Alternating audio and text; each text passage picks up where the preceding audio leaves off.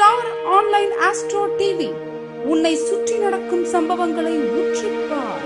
நீ யார் என்று உனக்கு தெரியும்.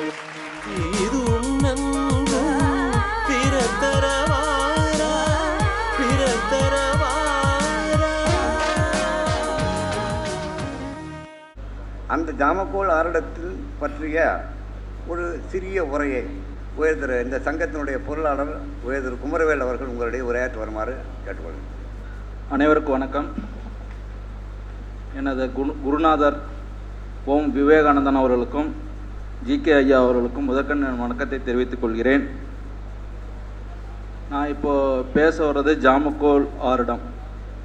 இப்போ நடைமுறையில் நான் ஜாமக்கோல் ஆரிடத்தை பயன்படுத்திட்டு வரேன். ஒவ்வொரு செயல்பாடுகள் ஒவ்வொரு செயலையும் ஈடுபடும் போது ஜாமக்கோலை பார்த்து தான் நான் ஈடுபட்டுட்டு வரேன். அதில் சில நேரத்தில் அது அப்படியே அற்புதமாக நம்மளுக்கு வேலை செய்யுது. அதில் ஒரு சம்பவம் என்னென்னா, இப்போது நான் வந்து ஒரு கொல்லிமலை கோயிலுக்கு போகலான்ட்டு எல்லாம் கிளம்புனோம். அப்போ உதயத்தில் வந்து குரு ஆருடம் கவிப்பு மாந்தி இவங்க எல்லாருமே ஒரே இடத்துல இருந்தாங்க. நான் கிளம்பிட்டேன், ஆனால் அதை தவிர்க்க முடியல. கிளம்பிட்டேன், நம்ம புறப்பட்டு போயே ஆகணும் அப்படின்ட்டு போயிட்டு வந்தது தான், வீட்டுக்கு வந்தது தான். ஒரு வாரம் எல்லாருமே உடல்நல சரியில்லாமல் நம்ம படுத்துட்டோம். இந்த மாதிரி இப்போ நான் ரியல் எஸ்டேட் பண்ணுறேன், இடம் வாங்குகிறோம். நாங்கள் இடம் வாங்கும்போது எந்த நேரத்தில் போய் பேசுனா நம்மளுக்கு ரேட்டு நம்மளுக்கு குறைஞ்சி கிடைக்கும்,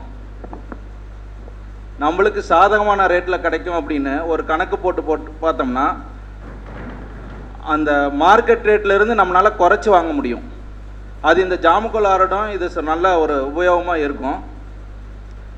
ஜாமக்கோல் ஆரிடத்தில் ஒரு விஷயம் என்னென்னா, அப்பப்போ இப்போ நாம் ஜாதகத்துக்கும் ஜாமக்கோல் ஆரிடத்துக்கும் இப்போ நம்மளுக்கு என்ன நடக்க போகுது, என்ன பண்ணலாமா வேண்டாமா அப்படிங்கிறது ஆன் த ஸ்பாட்டில் நம்மளுக்கு அந்த கணித முறையை கொடுத்துரும். அதில் அந்த உதயம் பெரிய ஒரு உதவியாக இருக்கும். உதயமும் உதயாதிபதியும் உதயத்தில் உட்கார்ந்துருக்கிற கிரகம் நம்மளுக்கு என்ன சம்பவத்தை கொடுக்கறக்கு, அந்த காரகத்துவத்தை கொடுக்கறக்கு ரெடியாக இருப்பாங்க. அதே வந்து அந்த உதயம் அந்த காரகத்துவத்தை அடையிறதுக்கு நம்ம உதயாதிபதி தயாராக இருக்கா இல்லையா, இப்போ நாம் அந்த சம்பவத்தை அடையிறதுக்கு நம்ம ரெடியாக இருக்கிறோமா இல்லையாங்கிறத அந்த உதயாதிபதி சொல்லிடும். உதயாதிபதி நல்லா பலமாக இருந்தாருன்னா கண்டிப்பாக அந்த சம்பவத்தை நம்ம செஞ்சே தீருவோம். நம்மளுக்கு இந்த விஷயம் கிடைக்காதுங்கிறது கண்ணுக்கு இருந்தாலும் நம்மளை அந்த பலனை நம்மளால் எடுத்துக்க முடியாதுங்கிறது அந்த உதயாதிபதி போய் நம்மளுக்கு உட்காந்து சொல்லுவாங்க. இதே இதில் அந்த கவிப்பு, இப்போ இந்த உதயம் உதயாதிபதி கவிப்பு, இந்த கவிப்பை வந்து தொடாமல் இந்த ஜாமக்கோலை முடிக்கக்கூடாதுங்கிறது எங்களோட குருநாதரோட வேண்டுகோள். கவிப்பு ஒரு சம்பவத்தை நம்ம செயல்படுத்தின பிறகு அதுக்கப்புறம் அந்த பின்விளைவுகள் என்ன அப்படிங்கிறது தெளிவாக சொல்லணும். இதனால் என்ன நடக்க போகுது, இப்போ நீ இந்த வேலையை செஞ்சுட்ட, இது செஞ்ச பிறகு உனக்கு என்ன கிடைக்க போகுது, நல்லது கிடைக்குதா கெட்டது கிடைக்குதா, அதனால் உனக்கு உடல் நலம், தொழில் பாதிக்கிறது, லாபம் குறையிறது, இப்படிங்கிறது நிறையா விஷயத்தை எடுத்து சொல்லிடும். அப்போ நம்ம கவிப்பை தொடாமல் அந்த ஜாமக்கோலை முடிக்கக்கூடாதுங்கிறது ஒரு விதி இருக்குது. இதில் வெளிக்கட்ட கிரகங்கள் இருக்குங்க. வெளிக்கட்ட கிரகத்தில் இந்த உள்கட்ட கிரகத்துக்கும் வெளிக்கட்ட கிரகத்துக்கும் என்னென்னா, நம்மளுடைய தற்போதைய நிலை என்ன அப்படிங்கிறத நம்மளுக்கு தெளிவாக சொல்லிடும். இப்போ ஜாதகத்தில் குரு உச்சமாக இருக்கும், அங்கே நம்ம வெளிக்கட்ட ஜாமக்கோலில் குரு நீசமாக இருக்கும். அப்போ நம்மளுக்கு அதில் தகுதி குறைவாக இருக்குங்கிறது அப்போ சொல்லிடும். ஆனால் நாம் வந்து ஜாதகம் பார்க்க வரும்போது நம்ம குருவோட உச்சத்தை வச்சு நம்ம பேசிகிட்டு இருப்போம். ஆனால் அங்கே அதுக்கான பலன் அங்கே இல்லைங்கிறத தெளிவாக சொல்லிடும்.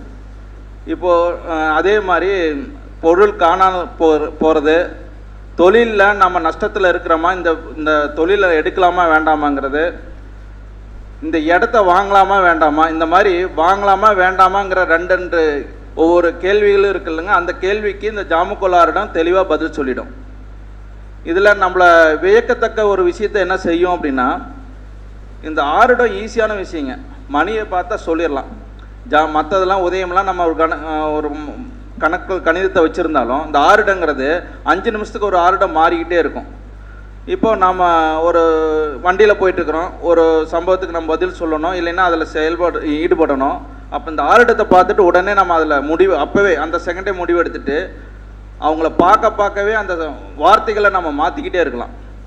இல்லை நம்மகிட்ட ஒருத்தர் ஒரு கருத்து கேட்குறாங்கன்னா நம்ம பெரிய கணிதம் தேவையில்லை. இந்த ஆரிடத்தை வச்சு அப்போவே உடனே ஒரு மாத்திரையை கொடுத்த உடனே ஒரு மருந்து நோய் தீந்துடுற மாதிரி தற்போதைய அந்த சூழ்நிலையை சமாளிக்கிறதுக்கு அந்த ஆருடம் நம்மளுக்கு பயன்படுங்க.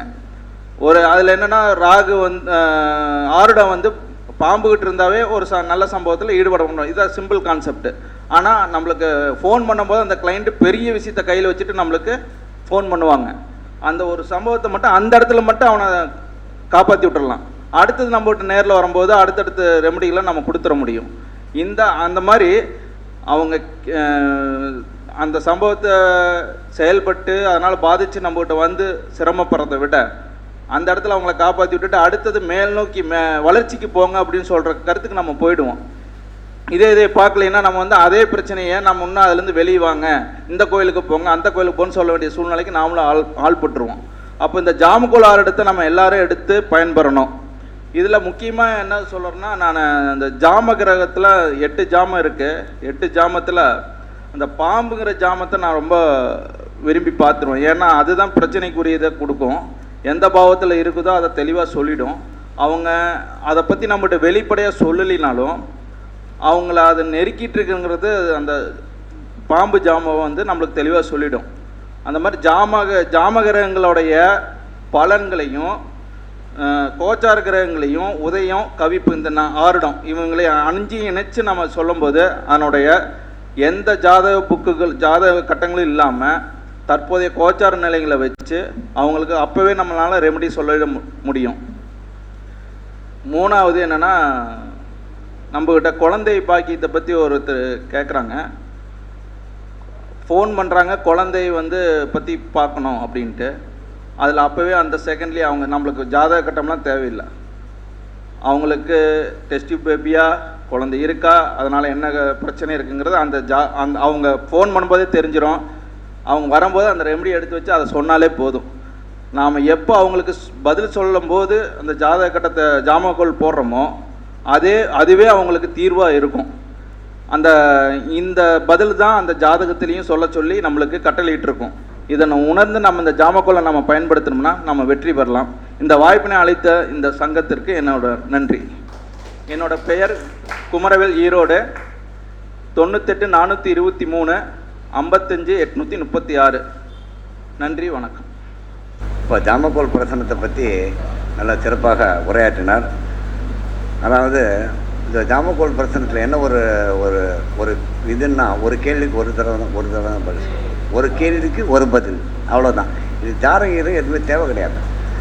உதயம் மரணம் கவிப்புன்றது உதயத்தை நோக்கி ஆரடாதிபதி வந்தால் அந்த காரியம் நடக்குமானா நடக்கும். ஆனால் அந்த உதயத்திலிருந்து 6, 8, 12 கவிப்பு இருக்குது. அந்த கவிப்பு ஒரு சுபரையோ அல்லது பாவரையோ கவித்தால் அந்த காரியம் வெற்றி பெறாது, கேள்வி கேட்கறதுக்கு அவர் தகுதி இல்லைங்கிற முடிவுக்கு வரலாம். இது மாதிரி நிறைய விஷயங்கள்லாம் இருக்குது. ஜாமக்கோல் பிரசனத்தை பொறுத்தவரையில் நல்ல சிறப்பான முறையில் இவர் ஜிகனுடைய நேரடி ஸ்டூடெண்ட்டுங்க. அவர் இப்போ பேசினவர் ஜிகனுடைய நேரடி மாணவருங்க. நல்லா சிறப்பாக ஜாமக்கோல் கொஞ்சம் எக்ஸ்பர்ட்னு சொல்லலாம். என்னை பொறுத்தவரை நல்ல எக்ஸ்பர்ட்டாக பார்க்கக்கூடிய ஒரு திறமையான ஒரு ஜோதிடர். அவருக்கு எல்லாரும் ஒரு கரவொலி யோசனை மூலம் அவருக்கு வாழ்த்து தெரிவிக்கலாம். அவருக்கு பொன்னாடை போர்த்தும் வரத்து சங்கத்தினுடைய துணைத் தலைவர், அவர் சங்கத்தின் பொருளாளர் கூட. அவருக்கு துணைத் தலைவர் அவர் பொன்னாடை போர்த்து கௌரவிப்பார்.